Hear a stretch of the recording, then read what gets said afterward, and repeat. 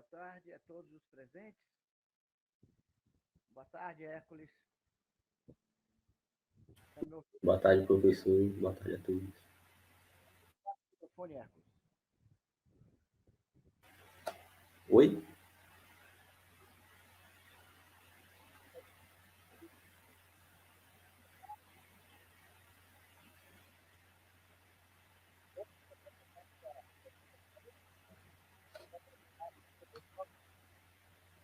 Professor, o microfone do senhor está um pouco baixo.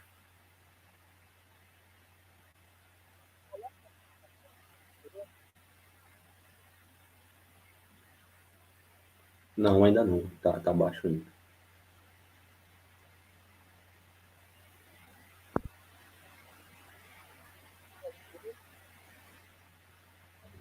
Não, continua o mesmo. E aí, o que está acontecendo aqui? Deixa eu ver aqui. Agora voltou ao normal. Voltou normal? Ah, então ótimo. Voltou, isso. Agora o que sumiu foi meu... Peraí, alguma... Deixa eu ver se eu consigo contato melhor. E agora? Sim, agora tá perfeito. Ah, agora meu mouse também voltou. Então pronto. Então tá tudo em casa. Então, bote aí sua apresentação, Hércules. É você que vai apresentar.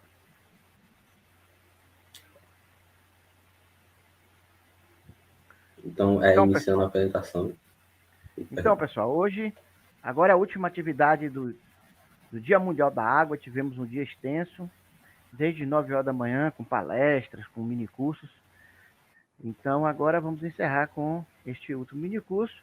Mas já fica o convite aí para as próximas datas comemorativas, como o Dia Mundial da Natureza, Dia Mundial da Árvore, que a gente vai procurar também desenvolver outros eventos.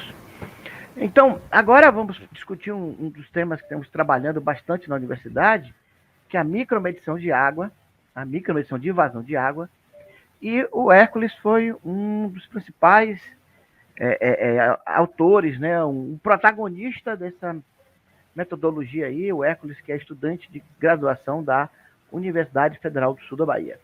Então, Hércules, está contigo a palavra aí, eu vou estar aqui ajudando, mas é você que vai apresentar.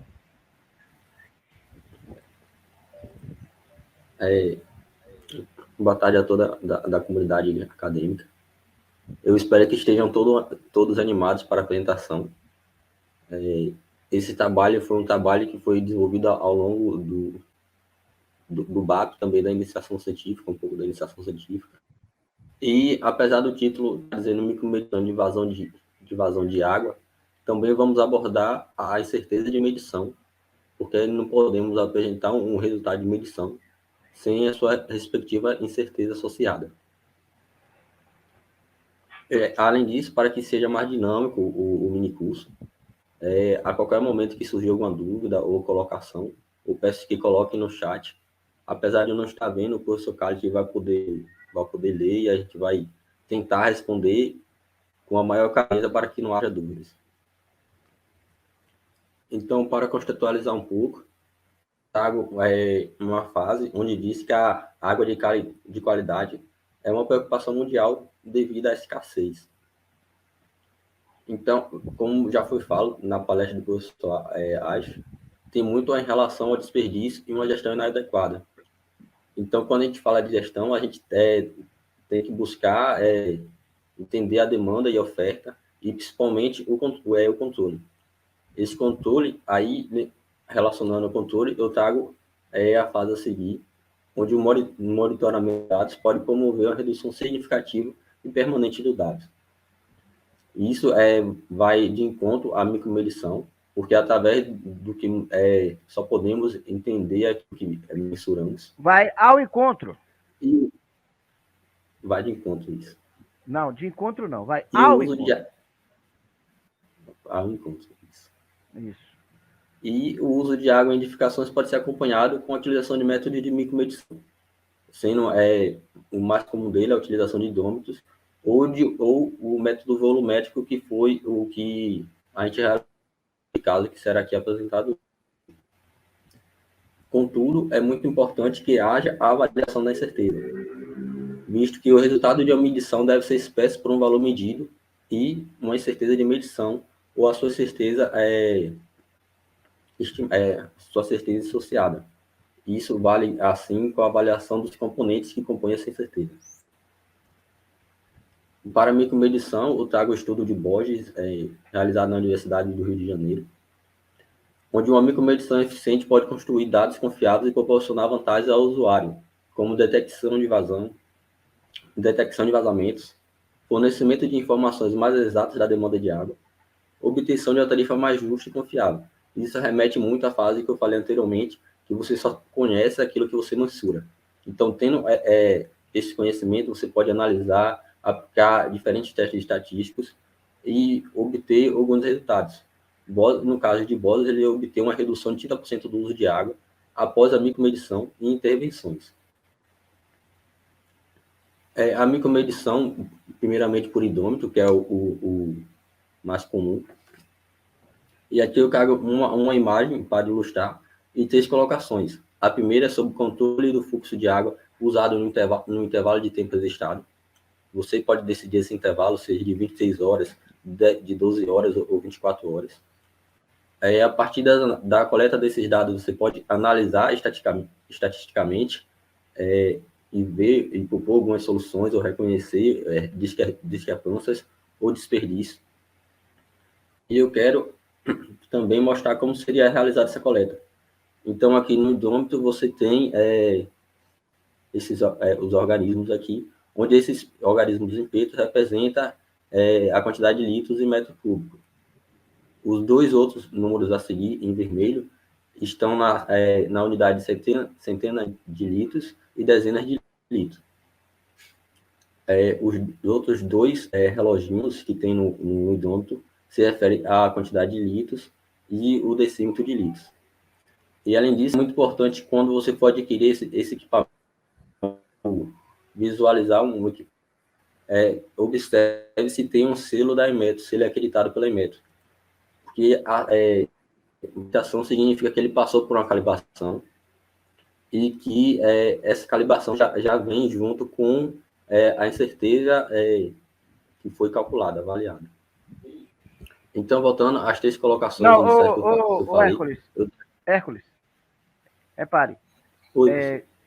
A calibração viria se você pedisse, tá? Se você não fala nada, o que vem, na verdade, é um selo de verificação de um modelo, tá? Ou seja, o modelo atende às especificações, atende à faixa de incerteza adequada à medição residencial ou medição de pequenas vazões, tá? Não é bem uma calibração, na verdade é uma calibração de alguns instrumentos dentro de um lote, e aí, se essas calibrações estiverem de acordo, o lote todo é aprovado. Mas não é, porque a calibração de fato ela é individual, tá?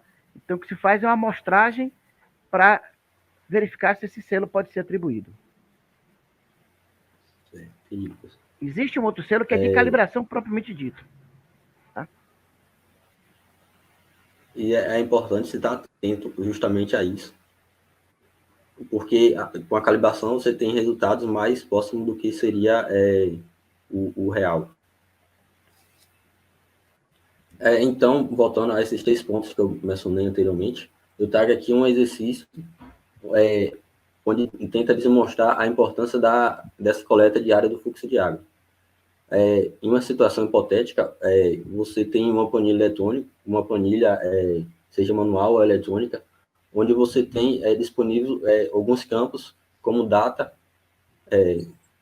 hora, e a coleta desses dados aqui apresentados no hidrômetro.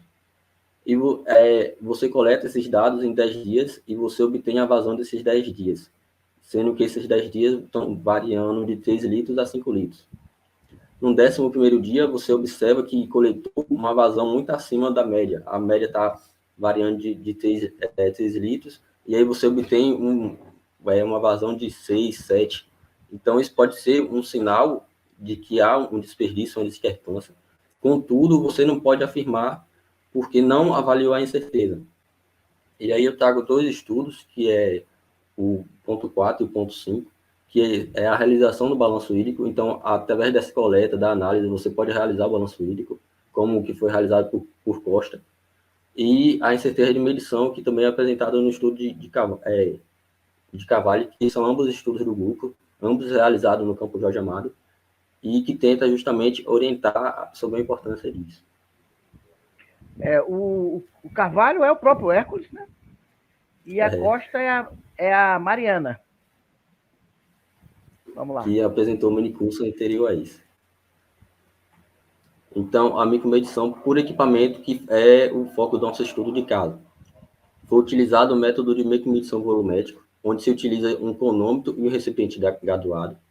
Esses equipamentos serão apresentados posteriormente.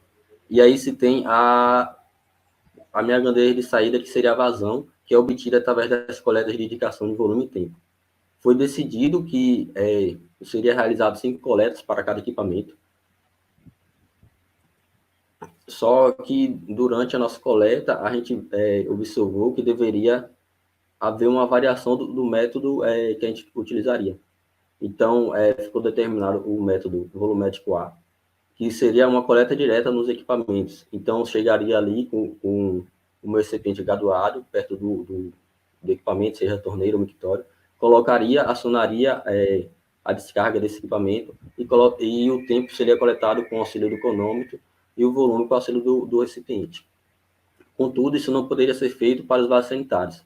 Para os vasos sanitários, foi desenvolvido outro pensamento, junto com a equipe de manutenção e também conversas com o grupo, onde teria uma coleta indireta após uma interrupção temporária do fluxo de água na bacia. E ali seria redirecionado para o balde medidor. Então, aqui a gente tem os equipamentos utilizados, onde se tem primeiro o copo, e aqui você já pode ver como foi feita essa coleta diretamente, que é um exemplo do volumétrico A. Aqui a escala do copo, que é de 0 mililitros a 800 mililitros, e a escala do balde medidor, que foi utilizado no método volumétrico B, e também para medir o volume dos vasos dos chuveiros, que vai de 0 litros a 13 litros. Então, como eu falei, a gente não pode falar de uma medição sem falar de incerteza, sem certeza da medição. E a incerteza de medição é um parâmetro associado aos resultados de uma medição, visto que ali você avalia os componentes que estão sujeitos àquela medição, seja componentes do tipo A e componentes do tipo B, como é tido no GAN, que caracterizam a dispersão dos valores. E isso confere credibilidade ao experimento, porque você ali está avaliando todas as fontes de certeza associadas à sua medição, e a validação do método através de uma análise posterior com auxílio do coeficiente de Kelso.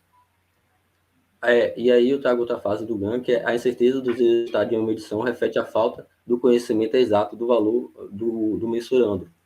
E assim eu tenho um resultado de medição, aqui é um exemplo do estudo feito também por nós, tendo como motor principal eu, onde traz justamente uma torneira do tipo 1, que mais para frente vocês vão entender por que isso, porque essa nomenclatura é de tipo 1, que é justamente uma torneira de acionamento giratório, também conhecida como torneira convencional.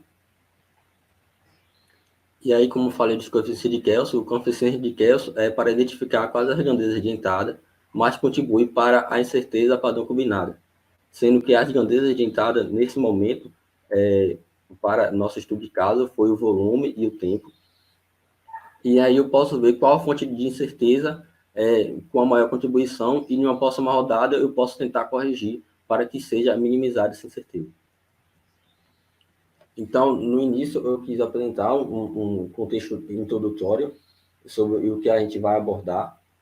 E agora eu vou focar um pouco também no nosso estudo de caso, iniciando com o objetivo, mas assim, quando for para a planilha, tanto na apresentação, vocês podem fazer perguntas, que eu acho que ficaria mais caro a vocês.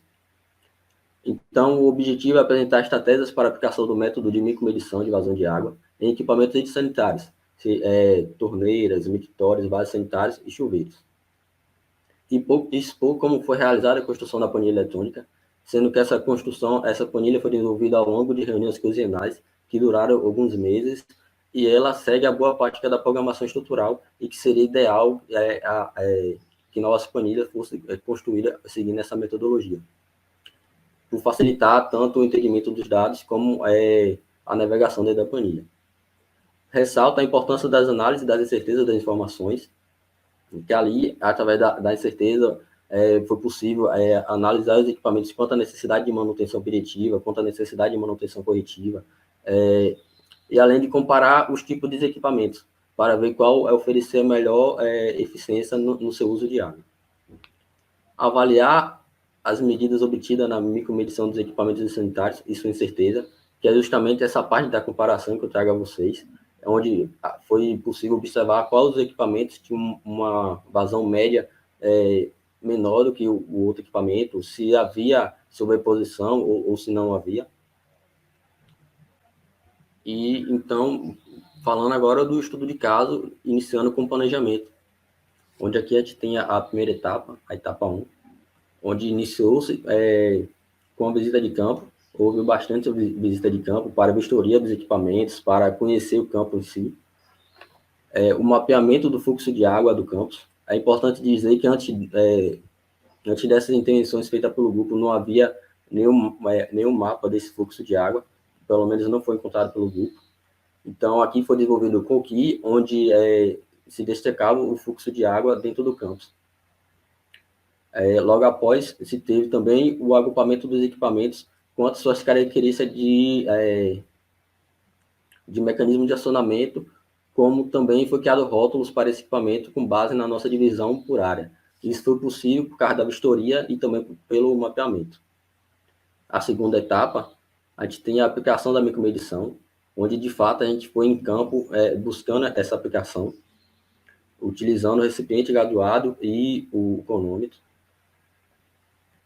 A avaliação da incerteza de medição, que ocorreu justamente na planilha, mas antes disso houve um estudo prévio para se conhecer e traçar como deveria ser feito.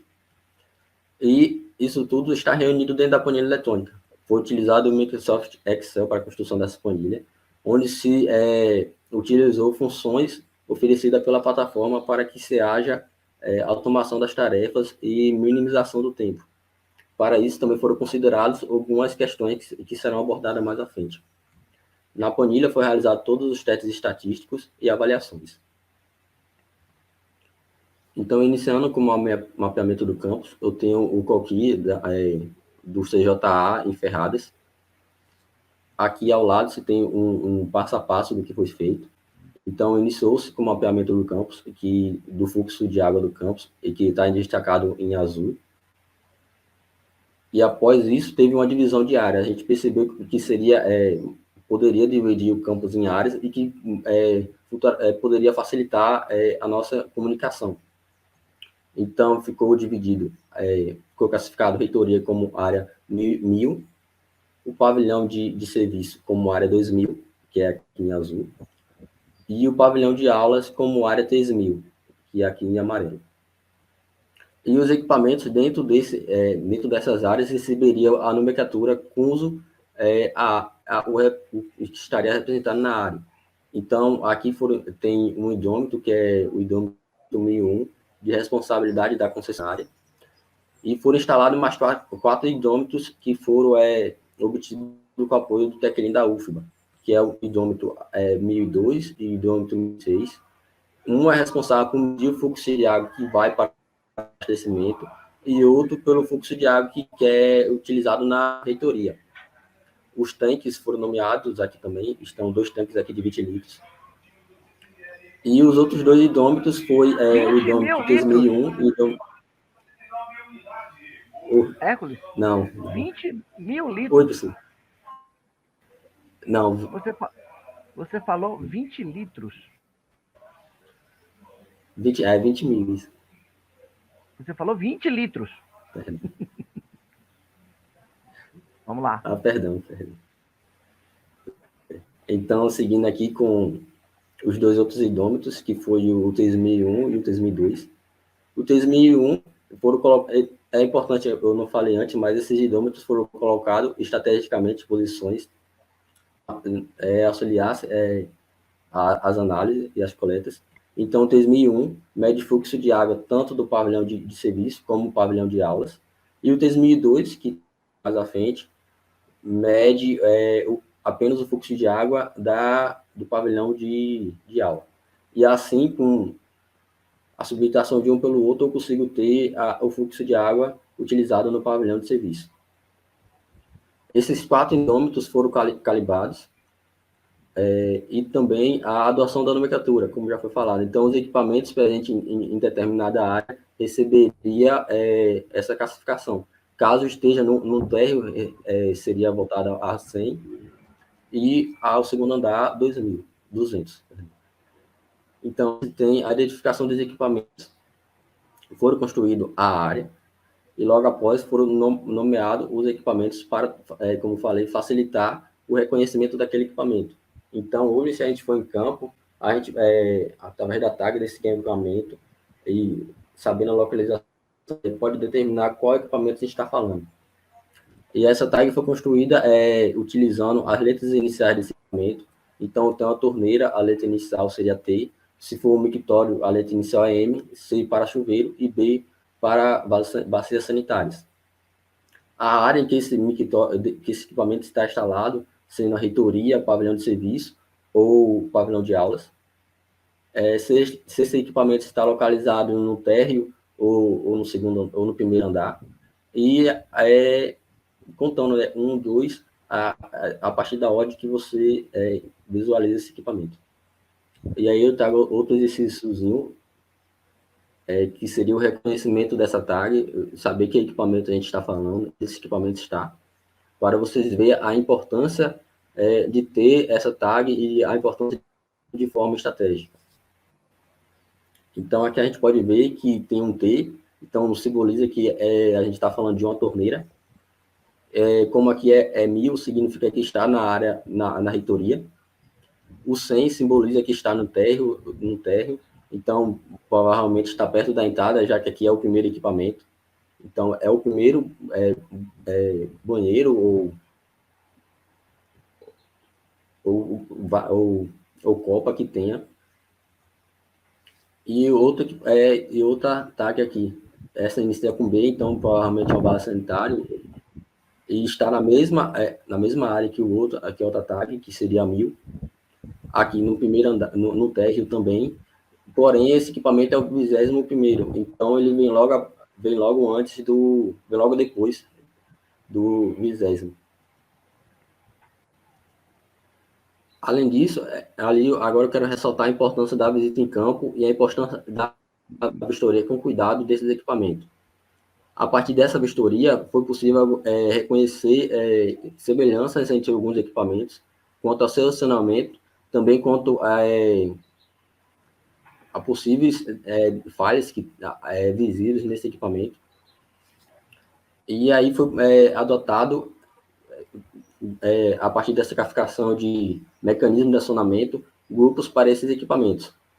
O primeiro é o tipo 1, que é equipamentos que possuem acionamento por volta, ou seja, ele necessita que sua válvula seja girada para liberar o fluxo de água, com exceção dos vasos sanitários com válvula hídrica, que também foram classificados como tipo 1.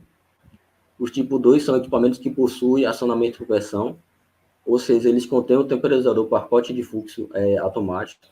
Esses equipamentos também são chamados de equipamentos idométricos, com funcionamento idométrico. E os outros dois tipos foi o tipo 2B, que se refere ao vaso sanitário do modelo Cascopada, onde a diferença de tipo do 2B e 2A é simplesmente porque um há acionamento simples, o tipo 2A, e o outro acionamento duplo, com volume de 3 e 6 litros, segundo o fabricante. Aqui, por sinal, foi visto que está coerente com o que foi coletado. Aqui é uma representação dos equipamentos, em vermelho o tipo 1, que aqui você precisa girar o fluxo de água desse equipamento, para que o fluxo de água seja liberado, cessado. E aqui o tipo 2B, que você aciona e a determinado tempo da mola do equipamento, ele cessa o fluxo de água. Isso é a diferença quanto ao mecanismo de acionamento.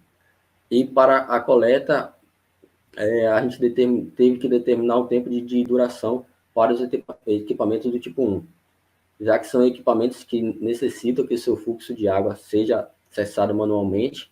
Foi determinado um tempo de 5 segundos para todos esses equipamentos. Então, eu aciono o equipamento junto com a torneira, espero 5 segundos e cessa esse fluxo de água. Por outro lado, os tipo 2, como eles não permitem que a gente cesse esse fluxo manualmente, isso até é um ponto que, se levar em consideração o tempo de duração desse acionamento, é até um ponto negativo. Então, a gente acionou esse equipamento e, com o auxílio do cronômetro, coletou o tempo que ele leva para acessar o fluxo de água automaticamente. O que ambos tiveram em comum foi justamente que foi necessário 2 pessoas para realizar essa coleta, para que fosse bem feito e minimizasse o erro. E aqui eu tenho como diria, a mão na massa, né, que seria a realização da coleta para os equipamentos do tipo 2, que foram semelhantes para todos do tipo 2, porque teve uma facilidade na aplicação do método. Esse método é o volumétrico A, onde teve coleta direta do equipamento, sendo necessário, em alguns casos, como mictório, apenas retirar o rabiço e direcionar o copo medidor, o recipiente medidor. Para os mictórios tipo 1, houve uma dificuldade por causa do formato da bacia. Primeiramente, a gente pensou em implementar o mictômetro, que foi utilizado no projeto do Teclin, mas devido a esse formato não foi possível, havia algumas falhas. Então, a gente, foi opcional simular uma calha. Essa calha estaria fixa aos furos da bacia do mictório, e aqui um furo onde seria a saída. E ali eu coloco o vaso, o recipiente graduado para coletar o volume. Esses equipamentos estão apenas na área 1000, sendo que tem 4 deles distribuídos pelo campo, pela reitoria. Outro equipamento que também foi através de reuniões que conseguimos pensar em algo, foi os vasos sanitários. Inicialmente, os vasos sanitários do tipo 1, que são válvula édica acoplada à parede, onde não conseguimos desacoplar esse equipamento da parede para coletar. Então, pensamos em simular um entupimento da bacia, onde aqui a gente fecha o fluxo de água para que a bacia realmente seja entupida, e ali depois a gente pega com um copo e uma luva e retira e direciona essa água para o balde medidor. E essa foi a utilização do método B, volumétrico B. E aqui se tem os resultados em análise, que é discutida no artigo publicado na ABS, pelo nosso grupo, onde também se tem o autor, como autor principal, Hércules, a avaliação dos resultados da micromedição de vazão de água de equipamentos sanitários em uma universidade pública, onde aqui em azul são os equipamentos tipo 1, e em laranja os equipamentos do tipo 2, acionamento de pressão e acionamento giratório, onde aqui no resultado de medição se tem a vazão média associada à sua incerteza. E pode-se notar que no mar, os tipo 2 estão apresentando uma vazão média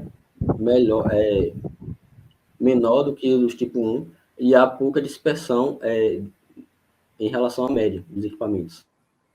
Apenas um aqui, esse 1 talvez seja sinal de que haja uma vazão maior e talvez tenha alguma indicação para manutenção corretiva, peritiva, que foi um ponto também que analisamos dentro da planilha e que gerou um outro artigo.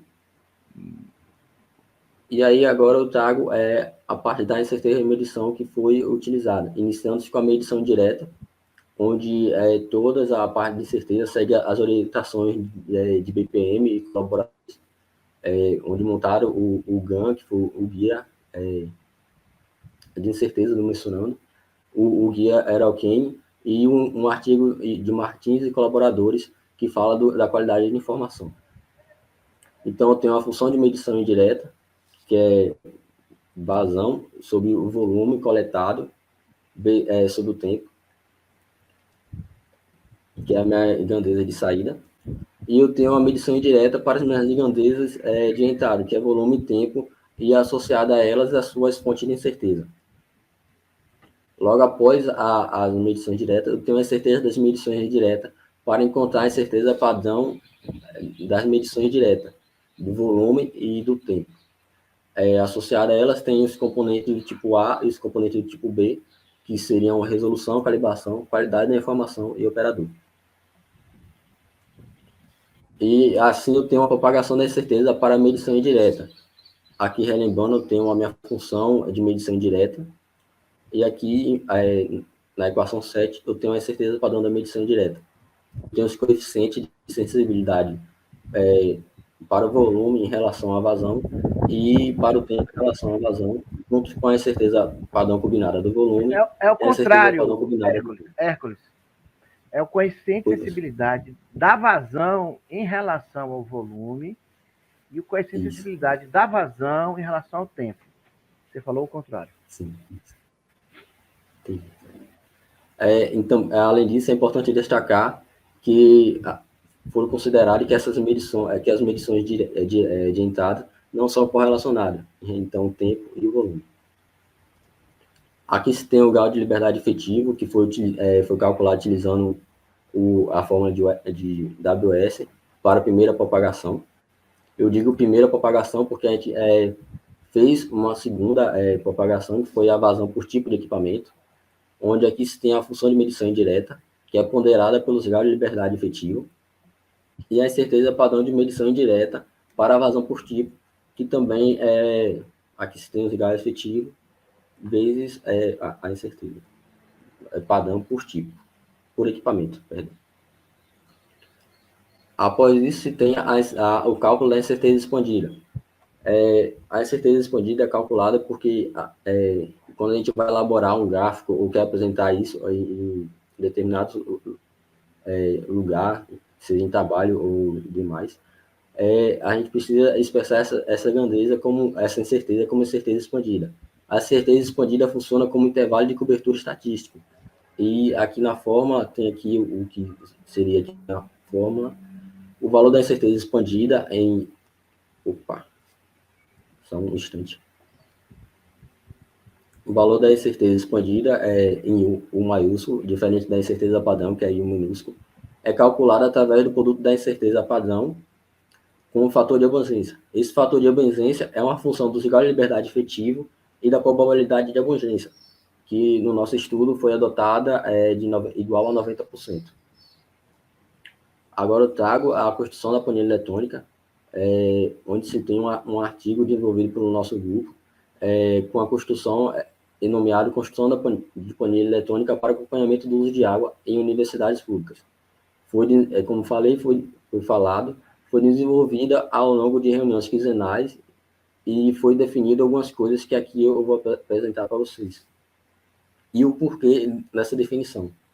Essa planilha é disponibilizada no nosso Zenodo, que eu acredito que esteja sendo passado aí no chat, ou logo após eu posso também estar divulgando. O caso vocês mandem e-mail para o grupo, também será... Ô, Hércules, volta aí, bote aí o endereço do Zenodo, bote aí o diapositivo. Só um minuto que eu vou pegar aqui e vou compartilhar com vocês.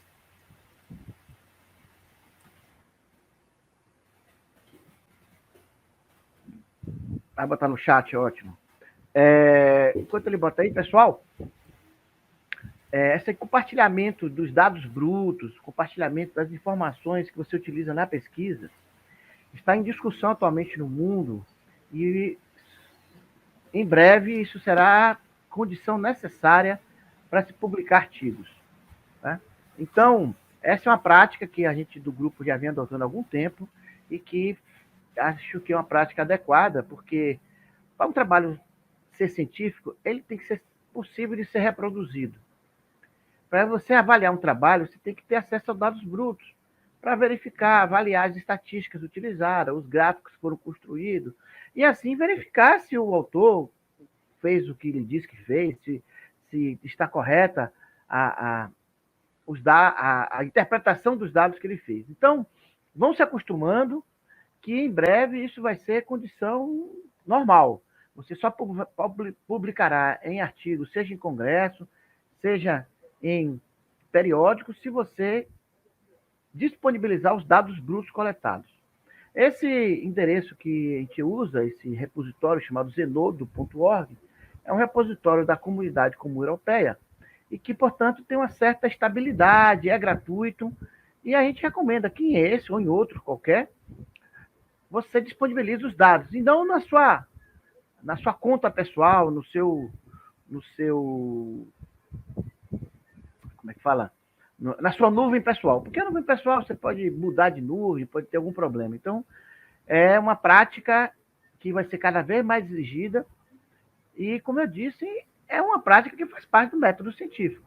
A disponibilização, acesso aos dados. Tem até um nomezinho em inglês chamado FAIR, F-A-I-R, certo? Então, se você pesquisar na internet, você vai ver. Agora, recentemente, teve uma decisão de um importante órgão financiador de pesquisa nos Estados Unidos, na área de saúde, que diz que em 2023 só vai financiar pesquisas que garantam que os dados da pesquisa, os dados brutos, também serem disponibilizados. Então, é uma prática que a gente recomenda que seja feita. Há uma resistência, a gente sabe disso, mas temos que evoluir. E a evolução, no caso, que está em discussão atual bastante, é em relação à qualidade dos trabalhos científicos. Um dos itens que está se procurando melhorar é justamente a transparência, a disponibilidade dos dados brutos das pesquisas. Eco está dizendo que a conexão caiu. Bom, então, eu vou abrir aqui enquanto a conexão dele retorna. Nós temos um plano B aqui, que é eu continuar a apresentação. Me dá só um segundo para eu abrir a apresentação aqui.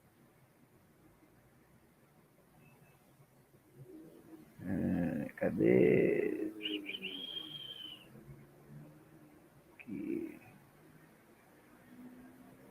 Aqui. Achei. Está carregando.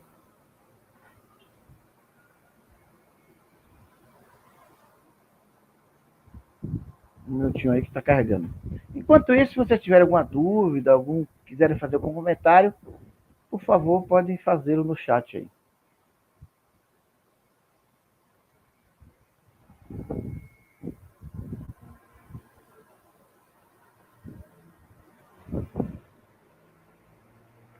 Pronto, eu carreguei, agora eu vou para a página onde parou.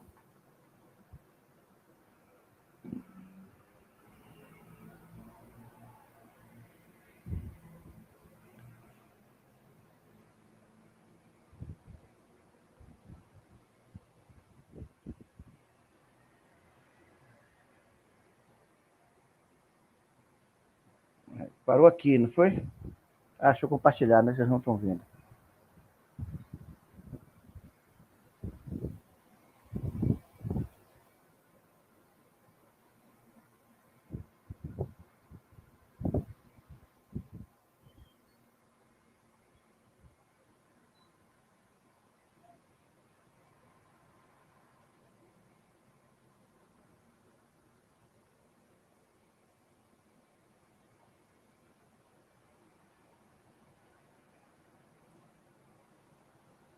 Boa tarde, pessoal.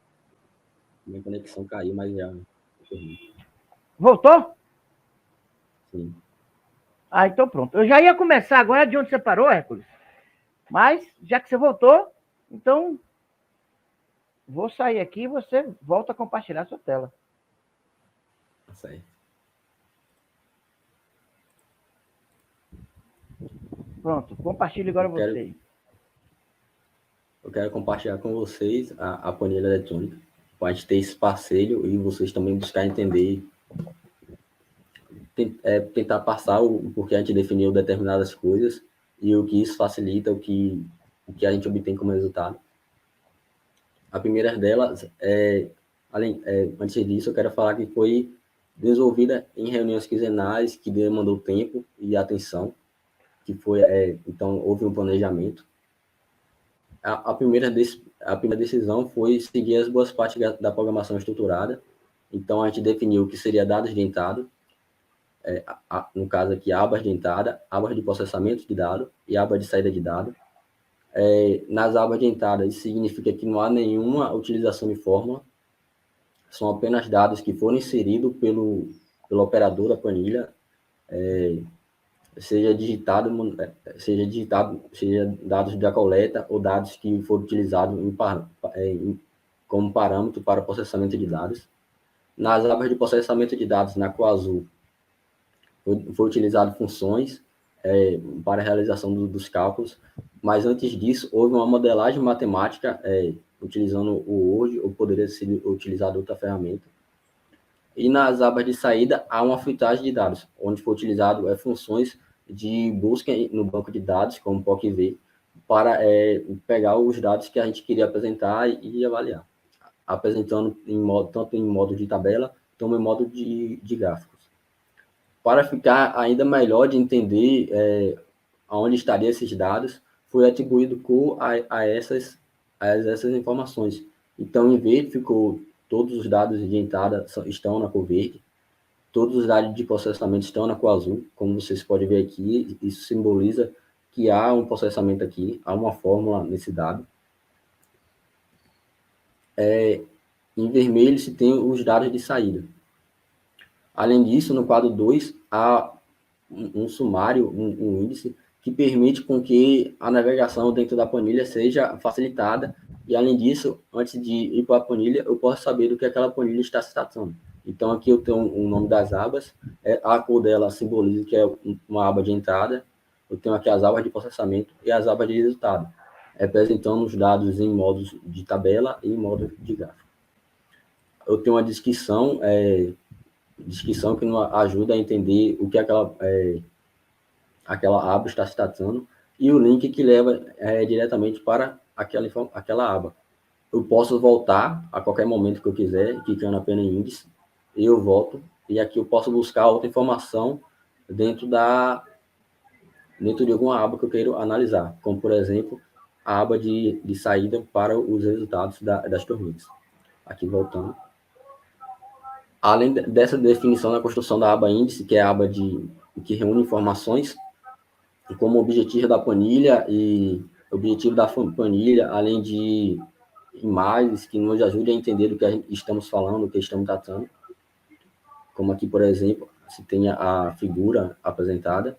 E aqui eu quero mostrar os vasos sanitários do tipo 2B, para ficar um pouco mais claro, onde se tem aqui um botão com acionamento de 6 litros e outro botão para acionamento de 3 litros. Esses vasos são presentes, em sua maioria, na área 3000, que é o pavilhão de aulas, referente ao pavilhão de aulas. Então, depois de definir a aba índice, que é uma aba introdutória para você que está construindo, ou uma outra pessoa chegar e já entender do que se trata a planilha, foi decidido a construção da aba de função de medição, que reúne todo o memorial de cálculo utilizado. Então, aqui a gente tem as grandezas de entrada, a função de medição direta, se tem a incerteza de medição, avaliação do tipo 1, avaliação dos componentes do tipo 2, ou do tipo B, perdão. E tem a grandeza de saída, toda a modelagem aqui que foi implementada na planilha. Logo após, se tem a aba que é de decisão.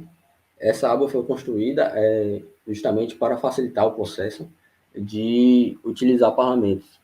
Muitas vezes a gente estava utilizando alguns parâmetros em 2 colunas, e quando a gente queria mudar para ver como é que os dados ficariam, era necessário alterar nessas 2 colunas, o que demandava um certo tempo, um tempo que pode ser considerado pequeno, contudo, é muito mais eficiente quando você reúne todos esses critérios que vão utilizar dentro de uma aba específica, porque aqui eu posso alterar uma única vez e todas as funções utilizando esse critério vão ser alteradas. Além disso, eu já sei onde procurar, eu não preciso ir numa aba qualquer, ou uma aba sem sentido. Eu posso ir diretamente nessa aba, alterar e já obter o resultado. Por isso é muito importante também a utilização de funções e que essas funções sejam modeladas e planejadas. Isso facilita demais o trabalho para interpretação rápida. E a outra aba foi informações e equipamentos. Essa é uma das abas que você deve acrescentar primeiro, antes de seguir com a aba de processamento, porque é aqui que você define o layout da planilha. Então, aqui você tem as colunas vertical, né? Horizontal, e as linhas aqui em vertical. Ao contrário, as colunas verticais e as linhas horizontais. Eu tenho uma dificuldade em determinar o vertical e o horizontal. Então, aqui, então as informações foram coletadas: campo, cidade, sede, área. A área refere justamente àquilo, reitoria, o pavilhão de aula, o pavilhão de serviço. E aqui eu tenho uma construção da tag, que é a decomposição dessas demais informações, como área, tag do local, equipamento utilizado e a sequência que foi do primeiro equipamento ao último equipamento, sendo que conta com uma contagem de 18 equipamentos instalados no campus. E foram 18 equipamentos também que a gente realizou a coleta. Então, como falei, foi realizado 5 coletas de indicação de volume, estão aqui, como pode ser vista, e 5 indicações de coleta de tempo. Além disso, buscou-se em manuais de fabricante a vazão mínima e a vazão máxima, como pode ser visto aqui. E esse NA simboliza que essa informação não foi encontrada ou não foi encontrada. NA, informação não encontrada. Aqui eu tenho outra aba de entrada de dados. E aqui eu quero salientar a importância da clareza do título. E, além disso, representar esse título com a unidade, respeitando o SI. Essa mensagem que apareceu aqui é a mensagem que diz que a aba está protegida contra edição. Isso recomendamos também que seja feito após você consolidar todas as informações, ou seja, você não vai mais alterar esse dado. Então, é interessante que você proteja para que não haja uma alteração sem querer, sua ou de terceiros. Aqui, deixa eu... E aqui, como disse, são abas, foi dados digitados. Pode ver que não há nenhuma inserção de forma. Aqui, deixa eu proteger de novo. Então, aqui eu tenho uma clareza no título da coluna, e assim eu posso entender do que do que aqueles dados estão ali, o que eles significam. Por exemplo, aqui, delay do operador ao personal cronômetro quando chega os 5 segundos. Segundos e aqui a unidade associada a isso. Então, eu sei que aqui eu tenho os dados, um teste onde eu fiz para determinar qual a amplitude a amplitude ou a média que eu demoro para acionar o cronômetro quando chega aos 5 segundos. Outra coisa importante é você, quando for nomear as tabelas, também não economizar nas informações, mas deixando claro que essas informações têm que ser passadas de forma clara, de forma compreensível, tanto para você se orientar quando estiver lendo, quanto para outras pessoas. E agora eu quero mostrar a vocês a primeira aba de processamento relacionada ao volume por tag. Esse por tag significa que é por equipamento, ou seja, 118 equipamentos, então são 118 tags. E é justamente isso que estamos fitando aqui. Tá? Utilizamos uma função para pegar. Elas não têm cor definida porque a gente não está utilizando nenhuma fórmula modelada, a gente só está filtrando os dados, pegando o dado e linkando, justamente da aba de informação de equipamento. Então, aqui como a primeira modelagem, é a média das indicações de volume e tempo, que como vocês podem ver, ele está pegando esses 5 campos aqui, que é a coleta, e tirando a média. Então, eu poderia fazer isso simplesmente somando e dividindo pela quantidade? Poderia. Contudo, ao utilizar a média, eu ganho o poder de automatizar a minha planilha de um jeito muito mais fácil. Acima de todas as informações da aba, além do título que expressa clareza, eu tenho justamente a função que foi modelada para aquela coluna. Então, aqui eu tenho os componentes do tipo A, em cima se tem a modelagem, os componentes do tipo B, a incerteza padrão do volume, onde eu tenho aqui a fórmula da incerteza padrão combinada para o volume. E aqui vale ressaltar que quando você faz essa modelagem, você não precisa economizar a coluna. Como vocês podem ver, aqui tem vai até a coluna AF. Isso porque aqui, quando a gente chega na fórmula da incerteza, eu posso quebrar essa fórmula em demais colunas. Isso facilita, isso posteriormente vai facilitar o seu entendimento e você também que quiser alterar alguma coisa, você pode vir em determinada coluna e alterar. O que poderia ser feito e se fosse fazer em uma única coluna, ficaria uma fórmula gigantesca e dificultaria o entendimento. Aqui eu tenho incerteza relativa do volume, onde a gente definiu que valores acima de, se eu não me engano, de 30% já estaria classificado como vermelho, que posteriormente a gente teria esse olhar mais atencioso. Além disso, a gente também utilizou uma função de si, uma função si, que é uma função de condição disponível pelo Excel, onde a gente observa quais tem o maior porcentagem aqui, né? Deixa eu ver aqui quando foi utilizado. Ok, como falei, está aqui na aba critério, cédula C7. Então, deixa eu ver o que isso aqui quer dizer. C7. Aqui, 50%. Então, aqueles acima de 50% são tidos como observação. Isso é justamente o benefício de ter uma aba critérios para armazenar todos esses parâmetros.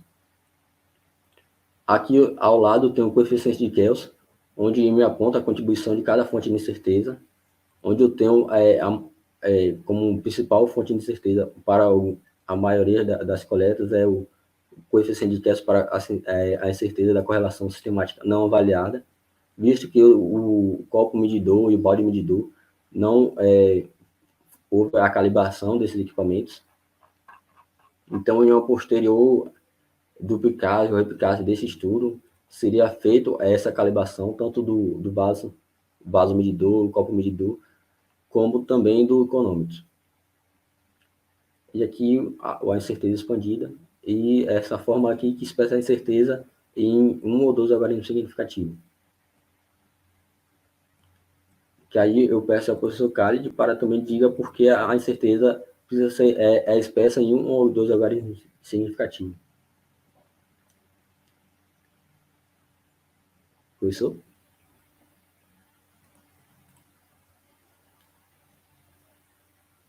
Professor Khalid, a gente não está conseguindo ouvir o senhor. Desculpe, eu estava com o microfone fechado aqui, que estava um barulho aqui na rua.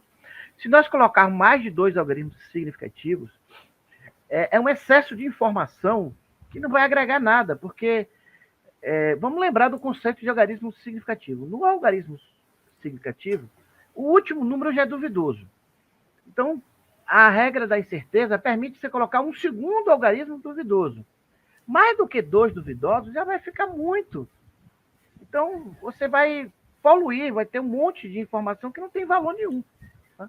Então, foi adotado como padrão 1 ou 2 significativos. E recomenda-se para estudos de campo, como o nosso, para estudos que são utilizados dados coletados na natureza, em rio, mares, temperatura ambiente, no ar, você não usar mais do que uns algarismos significativos, na incerteza. Tá? Quando é que você usaria 2 algarismos? Quando você tiver um ambiente altamente controlado, por exemplo, de laboratório, com a condição de temperatura, pressão, umidade, os instrumentos todos bem calibrados, ou seja, com as condições muito bem conhecidas, as pessoas treinadas. Aí, nesse caso, você poderia até usar 2 algarismos significativos, mas isso aí é para quando você for expressar a versão final, no documento, no artigo, no gráfico que você vai apresentar. todos os cálculos intermediários, desde o momento da coleta até o final, você pode usar quantos algarismos você quiser. Apenas na hora de você trazer a informação para a parte do relatório que vai ser vista, ou a parte, ou o artigo, ou o gráfico, como você está mostrando aí, é que você vai adequar para um ou dois significativos. Então, voltando aqui, agora a indicação de volume de tempo, onde se tem as informações já contidas no volume. Como vocês podem ver, ele segue o mesmo layout. Em relação ao algarismo significativo, eu quero ressaltar a utilização da notação científica, porque assim eu posso controlar a quantidade de algarismo significativo e entender também os dados de uma forma mais clara. Então, aqui eu tenho os componentes do tipo A, os componentes do tipo B, a incerteza padrão combinada do volume, com a sua fórmula em cima para indicar o que a gente está fazendo, como está sendo calculado. Os coeficientes de Kelvin para o volume, onde também se aponta tanto a não calibração do equipamento, como a resolução do tempo. E, ao final, logo após o grau de liberdade, com probabilidade de 90%, se tem a incerteza padrão. Ou incerteza expandida, perdão. Então, eu tenho as minhas fontes de incerteza para as minhas grandezas de entrada, volume e tempo. Tenho calculado a elas, eu tenho calculado a incerteza padrão combinada de ambas. Agora eu posso estimar a minha vazão através da fórmula aqui, como tem volume sobre tempo, e também a minha incerteza padrão por tag do equipamento. Vale ressaltar que há um erro aqui na planilha, que seria em relação à incerteza padrão com o if. Na nova nomenclatura se usa 100. Contudo, quando a gente fez a planilha, a gente ainda não havia tido essa alteração. Por isso que pode se encontrar aqui incerteza padrão com if, ao invés de sem if. E como eu falei, é interessante que essa equação seja quebrada em outras colunas. Pode ser 2, 3, 4, o que fique melhor para você futuramente entender o que se está fazendo. Então, aqui você tem a primeira coluna e a segunda coluna da fórmula a seguir. Opa, aqui. Primeira e segunda, isso. Então, eu tenho certeza padrão da vazão por tag, ou seja, de vazão de cada equipamento e dos sanitários presente no campus. Tenho uma incerteza relativa de cada equipamento presente no campus. E juntamente com a incerteza expandida. Lembrando que foi utilizado sempre 90% do fator de abrangência. Probabilidade de abrangência. E agora eu trago a nossa segunda propagação, que é a propagação por tipo de equipamento. Então, aqui eu reúno todos os equipamentos do tipo 1, todos os equipamentos do tipo 2, 2A e 2B, que são bases sanitárias, com a diferença de duplo acionamento e simples acionamento. Aqui eu tenho minha função de medição indireta para a vazão por tipo de equipamento. E tenho a minha incerteza padrão, novamente com if, porque não havia essa alteração. A incerteza padrão dos equipamentos por tipo. E a incerteza padrão. Aqui, novamente, tem expresso essas grandezas em um algarismo significativo para colocar, quando a gente for fazer o gráfico, a gente já vai utilizar essa determinação. Que, inclusive, é uma fórmula construída pelo professor Khalid.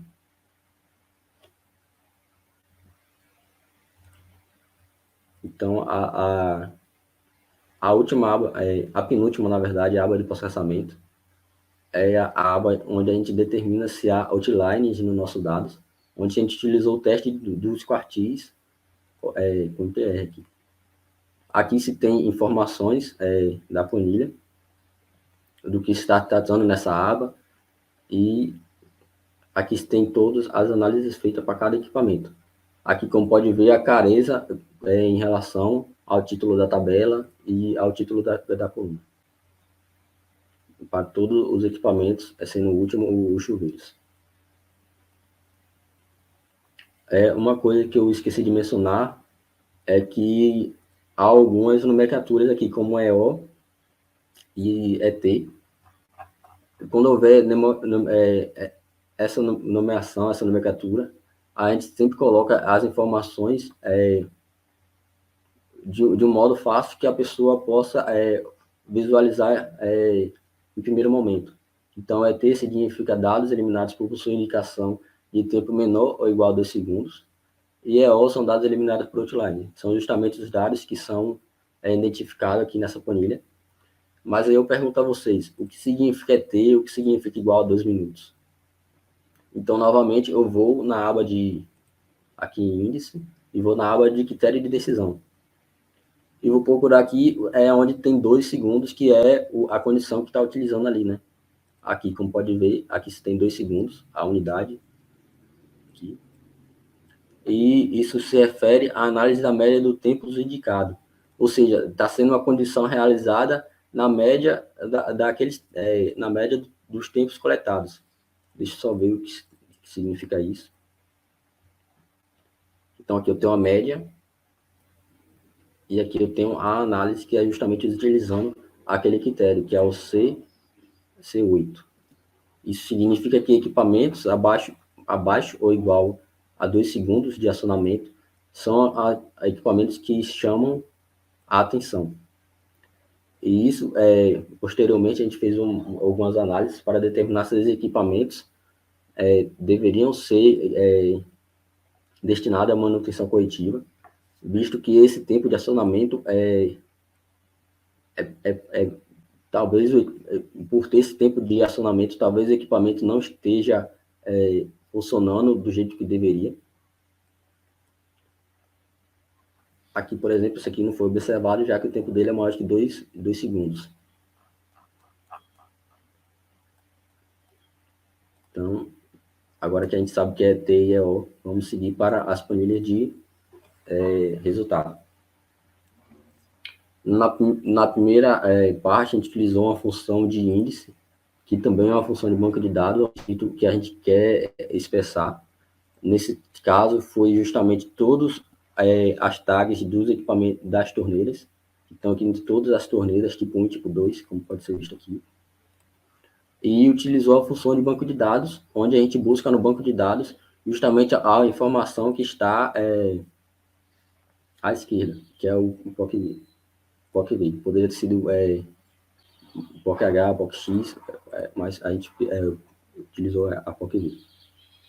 Aqui se tem, então, eu quis analisar a vazão por tag, incerteza padrão e vazão média. E, para facilitar ainda mais o entendimento, distribuiu essas duas outros tipos, essa planilha geral, que tem tipo A e tipo B, e outras duas planilhas menores, duas tabelas menores, para os equipamentos do tipo 1 e para os equipamentos do tipo 2, como pode ser visto. E é justamente essas tabelas que dão origem aos gráficos que futuramente a gente vai analisar. Então, aqui eu tenho a vazão média, a certeza expandida, para os equipamentos do tipo 1, apenas equipamentos do tipo 1. O Vale Liberdade, a certeza expandida.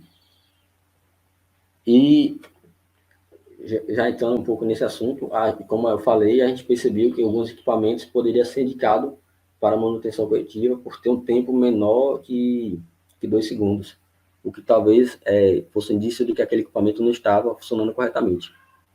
Para também ter certeza quanto a isso, e também para a manutenção operativa, a gente optou por utilizar alguns análises estatísticas. Uma delas foi o IQR, o teste dos quartis, onde através de um fator a gente cria um limite superior ou inferior, que aqueles equipamentos que não estão dentro são classificados como fora do intervalo, superior ou inferior e são destinados à manutenção preditiva.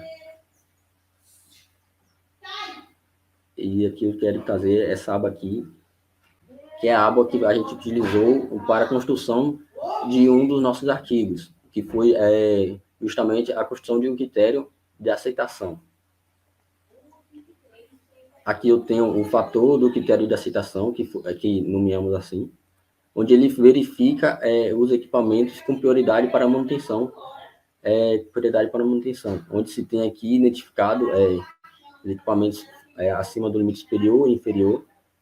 Aqui a quantidade, eu posso alterar esse critério para um valor e obter um resultado segundo esse valor. Aqui é importante dizer que é avaliado justamente esse limite superior, esse limite da incerteza expandida e o limite inferior da incerteza expandida, da vazão. Então, aqui deixa eu botar 2, a quantidade de equipamentos. Então, 8 equipamentos estão acima do limite superior e 3 equipamentos estão abaixo ultrapassando o limite inferior. No total, a gente tem destacado 11 equipamentos. Esses equipamentos tidos para manutenção corretiva já são equipamentos que, na hora da coleta, eles não estavam ativados, então já foi classificado como NA, a gente não tem nenhuma informação dele, não pôde obter uma coleta de indicação de volume e tempo, e eles já são destinados justamente a essa coleta, a manutenção corretiva. Agora, a análise em modo gráfico, onde eu tenho taxejado os limites superior e inferior. Em V, eu tenho uma vazão média para os equipamentos do tipo 1, que é o que estamos analisando. Deixa eu diminuir a quantidade desses equipamentos para ficar mais fácil. Só desligo lá.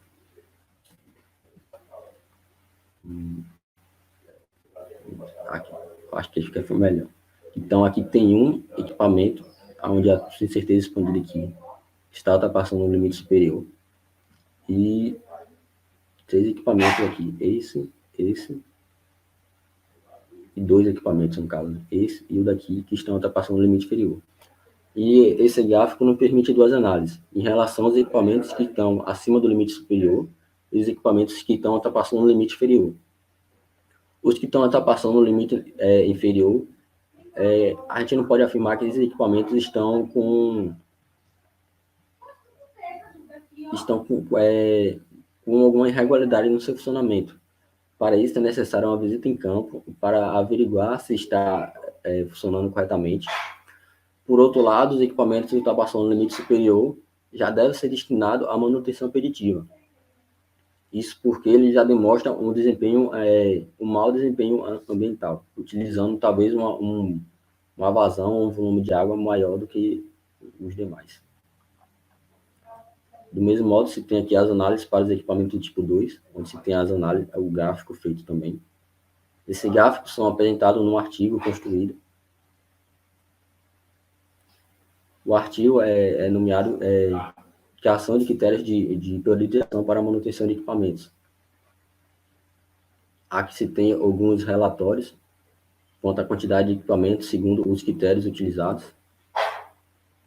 Aqui um quadro expressando as tags do equipamento que foram identificadas.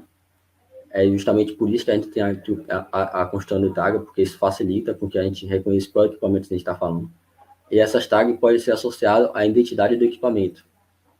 Então, a única tag para um único equipamento. Aqui os meritórios que foram detectados para o critério de aceitação igual a 2,5, utilizando 2,5 e 3,5. E aí eu trago para vocês também uma outra ideia, que foi justamente a condição da universidade, da equipe de manutenção, quanto à possibilidade de atingir uma quantidade grande ou pequena de equipamentos. Então, se a universidade ou a equipe de manutenção tem disposição para uma quantidade aplicar uma manutenção preditiva em uma quantidade grande de equipamento, ele pode utilizar um critério menor, e aqui tem uma quantidade maior de equipamentos, como, por exemplo, que a bacias sanitárias, que tem 12 equipamentos. Ou ele pode aumentar esse valor Aqui está 2,5, pode aumentar para 3,5 e apenas obter 2 equipamentos para manutenção. E aí ele pode ir diminuindo e vendo a quantidade de equipamentos que fica sendo identificada e indo lá e corrigindo. Aqui foi um outro estudo que a gente fez também por artigo, mas os dados que utilizados estão aqui nessa aba para o artigo. Aqui foram algumas análises parciais. Eu não ressaltei, mas vocês podem ver que isso aqui em vermelho significa que são dados de saída, dados filtrados, mas vocês podem ter, aqui, por exemplo, aqui, é uma aba de saída, tá em vermelho, vocês estão vendo, tá em vermelho, é uma aba de saída, mas eu tenho um processamento aqui dentro. Então, quando eu tenho um processamento, eu coloco de azul para me saber o que é um processamento, que ali está fazendo alguma utilização de fórmula, de funcionalidade, como por exemplo aqui. Tem azul, então aqui tem uma... Aqui está apenas filtrando os dados, e aqui está tendo uma funcionalidade.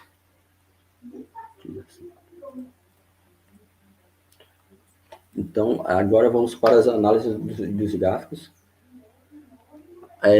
Primeiro para a tabela, para as torneiras.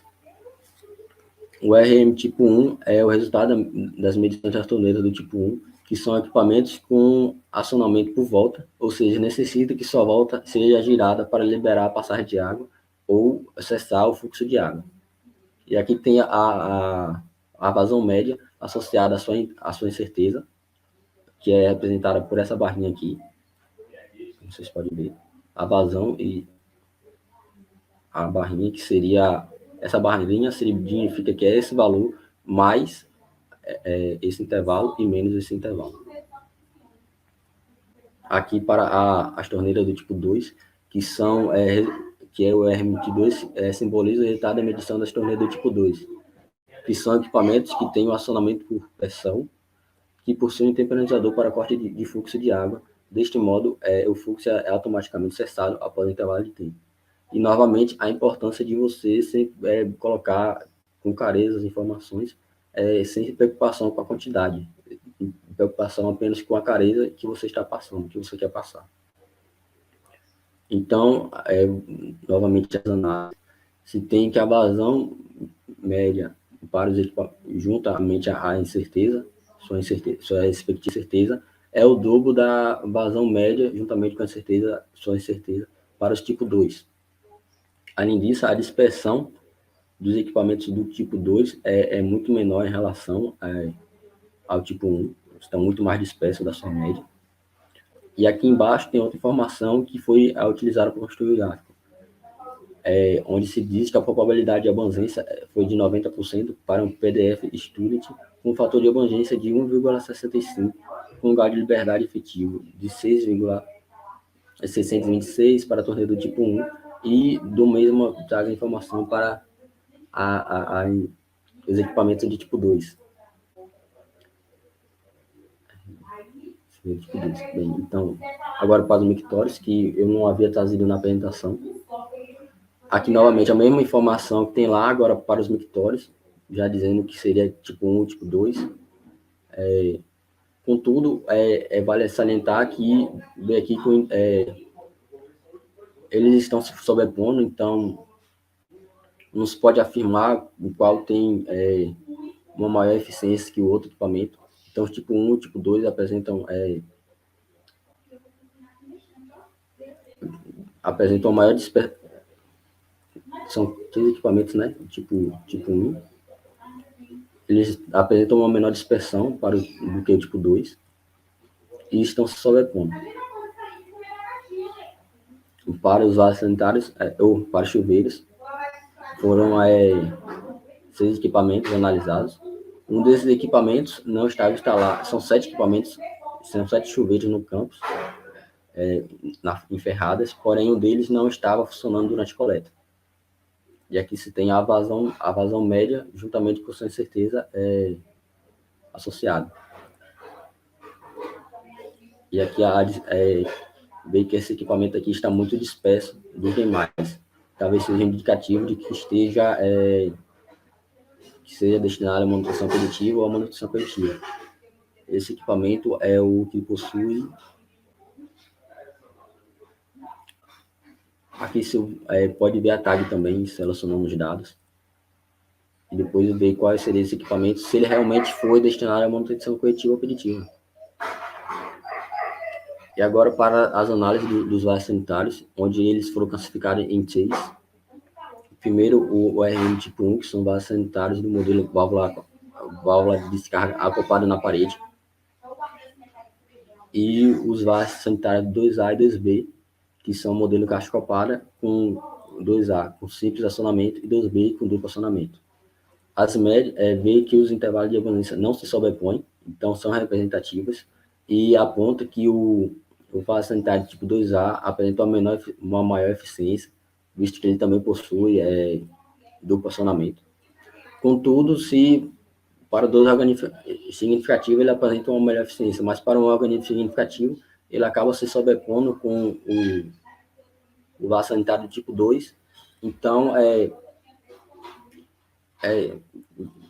fica opcional a utilização ou a preferência de um ou do outro.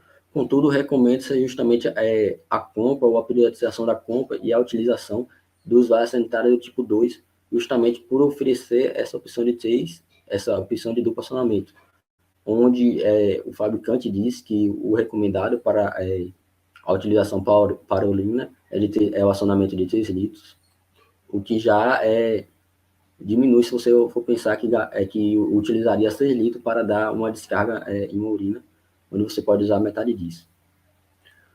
Já para os vasos, para o tipo 1, há uma dispersão de alguns equipamentos. Esses equipamentos podem ser um indicativo para manutenção preditiva ou manutenção coletiva. Eles não estão se sobrepondo e apresentam uma vazão muito maior do que os outros dois modelos, e por isso é interessante que não seja tão na lista de priorização para a compra de equipamentos, ele esteja abaixo dos demais. O professor Khalid pode contribuir com uma análise?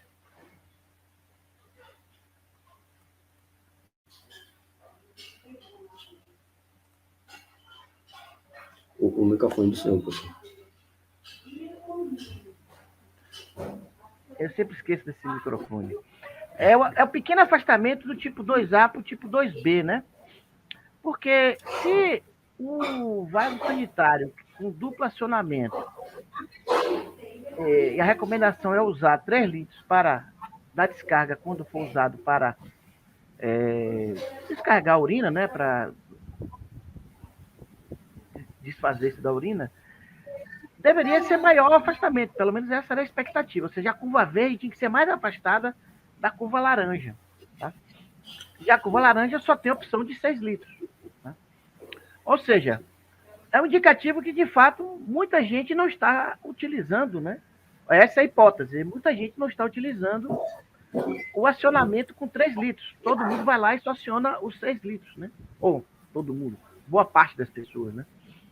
Então, justamente esse gráfico não mostra isso com evidência, mas dá um indicativo, e é isso que é uma das coisas que a gente vai querer pesquisar agora, esses hábitos de uso dos vasos sanitários na UFSB, né?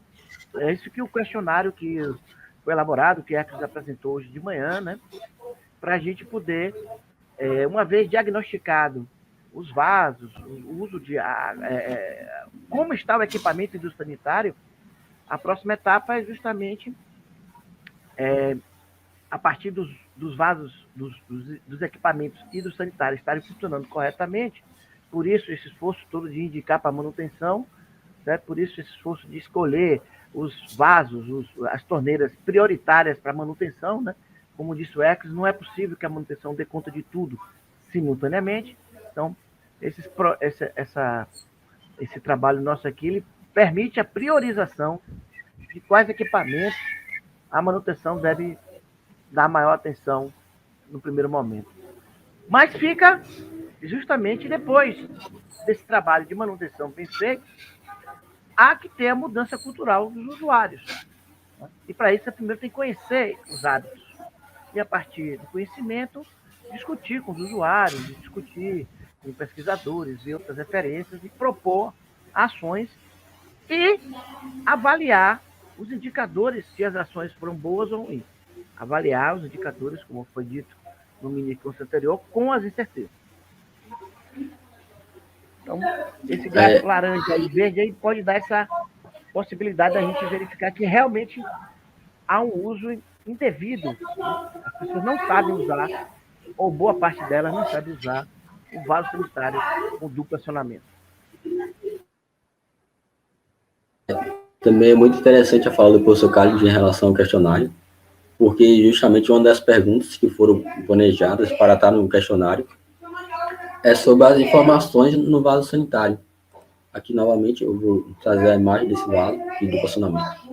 Aqui se pode ver claramente que ele oferece essa dupla opção de acionamento com a careza, então você pode optar por acionar um ou outro, a depender do que você está utilizando.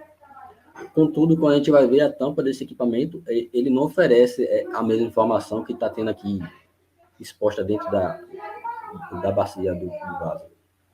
Então, aqui, por exemplo, eu não sei diferenciar qual seria o volume com 6 litros e o volume com 3 litros. E essa é justamente uma das perguntas, se as informações na caixa do vaso sanitário ajudam a determinar qual está utilizando, qual seria o volume de 6 litros, qual seria o volume de 6 litros.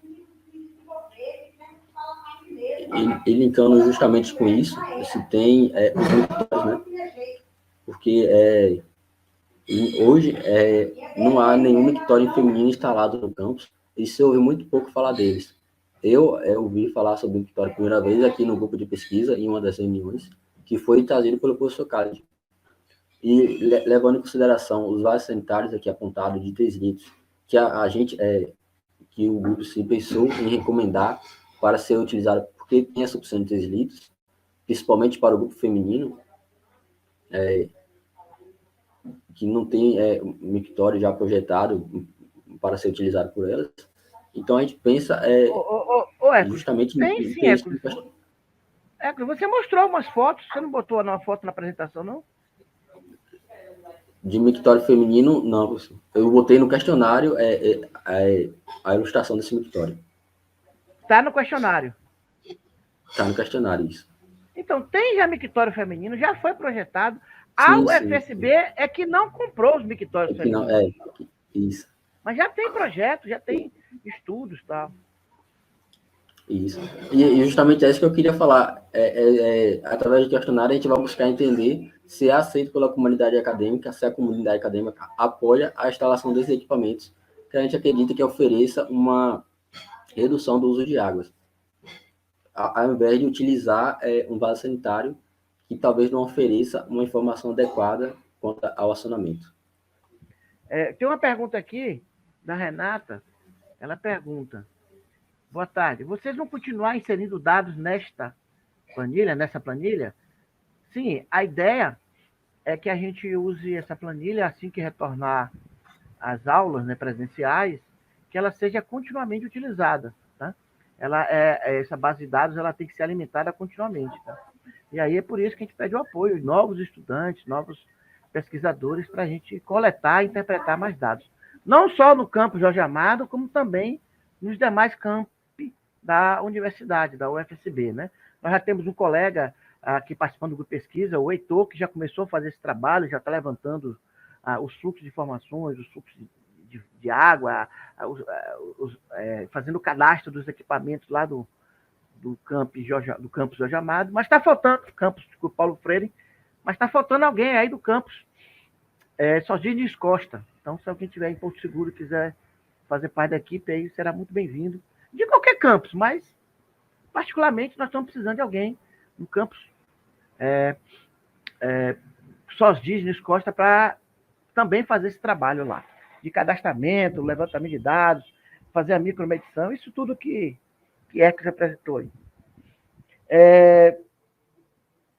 também tem outra pergunta aqui, Manera, como definiram estes limites?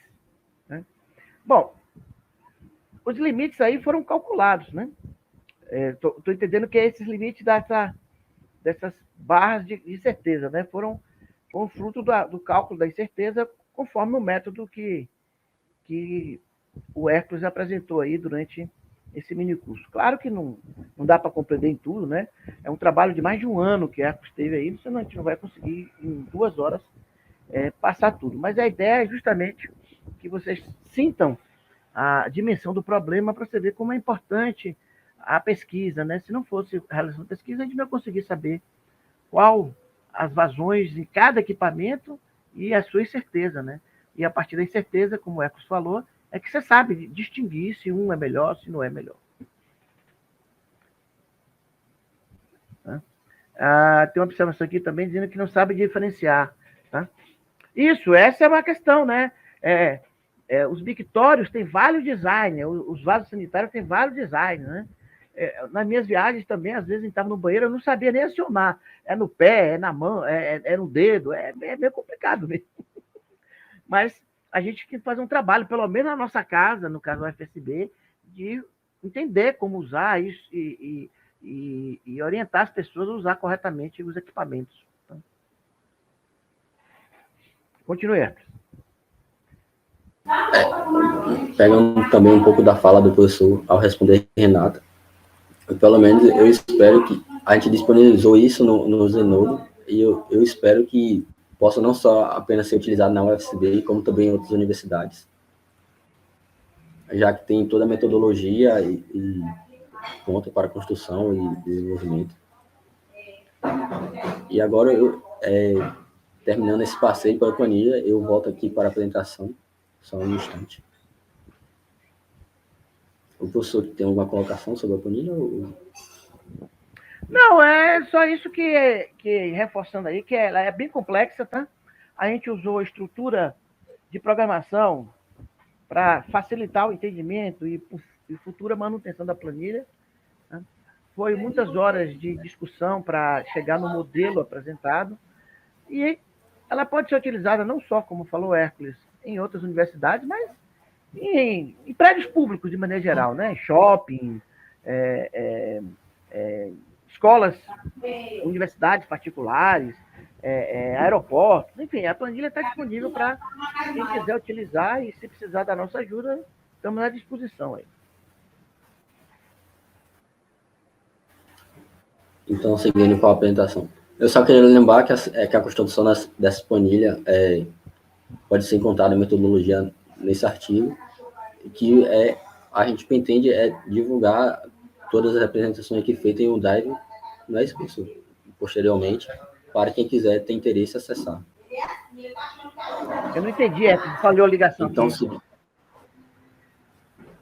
eu falei que a planilha está, a metodologia para a construção dessa planilha está escrita nesse artigo, e que quem quiser interesse pode entrar em contato, que a gente vai disponibilizar futuramente uma parte com todas as apresentações e artigos também, documentos utilizados.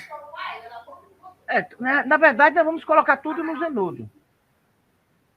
Então, o Zenodo você vai lá no Zenodo e faz uma busca no grupo com o nome do grupo pesquisa, ou com o nome do artigo, ou com o nome dos autores. A ideia é estar tudo lá. Nós temos colocado, sempre que o artigo já está público, nós também colocamos lá. Às vezes não dá para colocar porque o artigo tem copyright de um congresso ou de uma revista. Mas os dados não, os dados são nossos. E por serem nossos, nós estamos distribuindo eles, divulgando eles. Então pode baixar lá essa planilha com todos os dados utilizados nas pesquisas. E uma coisa bem legal que o professor falou aí da pesquisar no Zenodo, é que se você pesquisar por planilha, um dos resultados que vai aparecer é justamente a nossa planilha. Aí a gente pode dizer que está um pouco famoso lá, né? E chegando às conclusões. A gente tem a geração semiautomática de gráfico para as análises.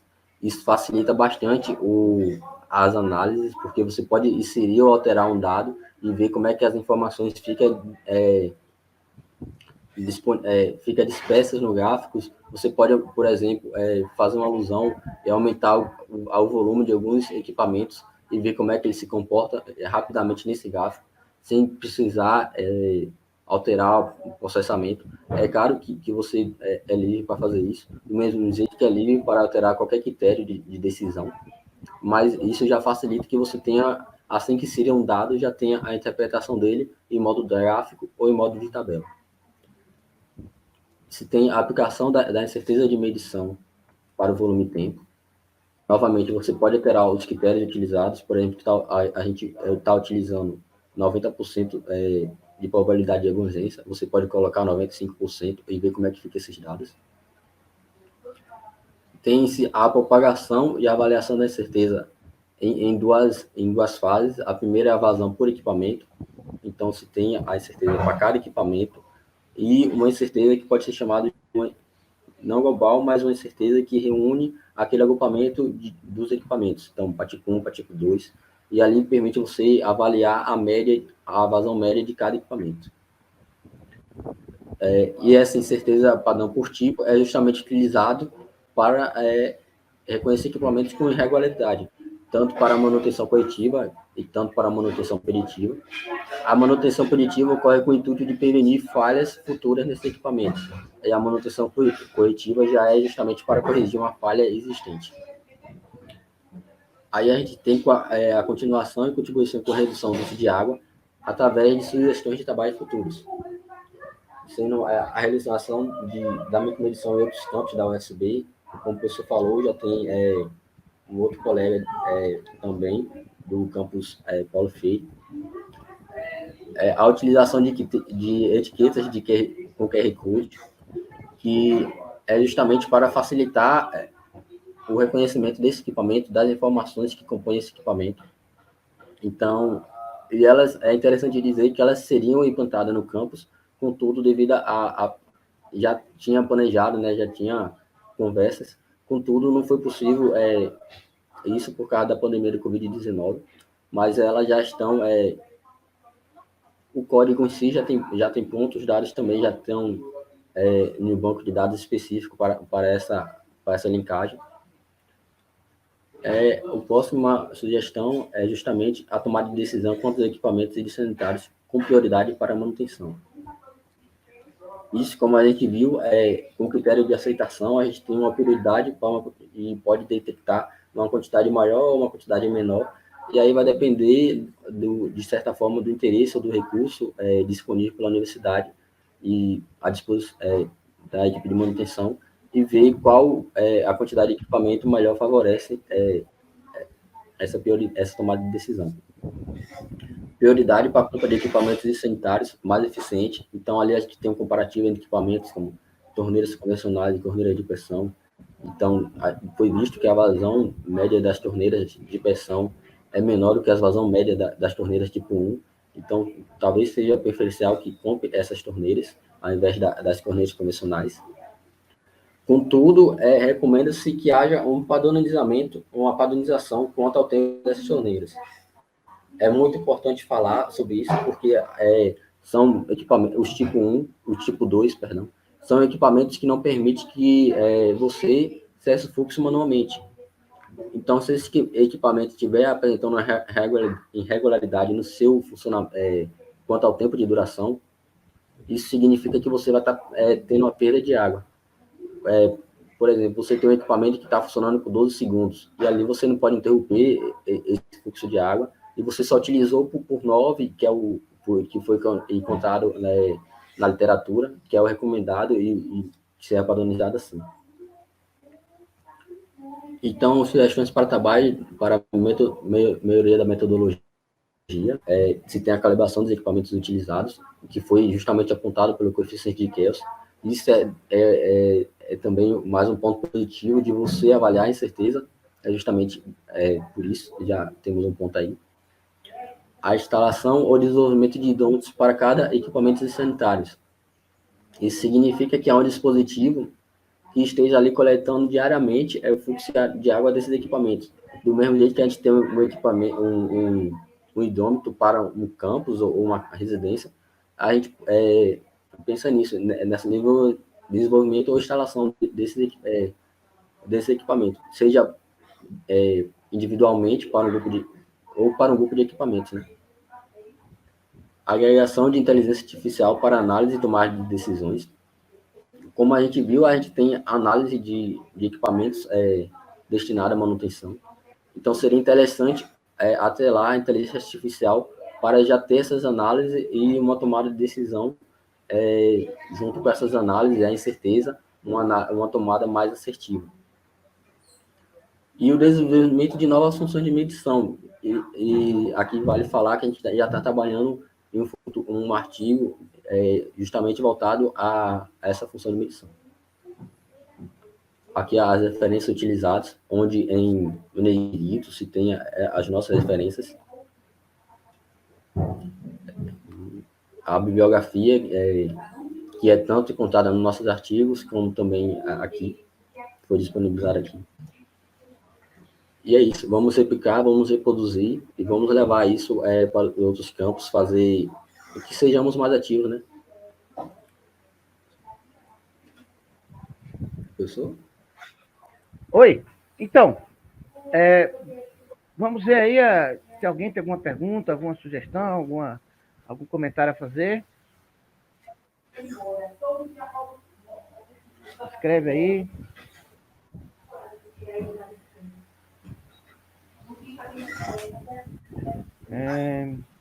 Tem um comentário aqui.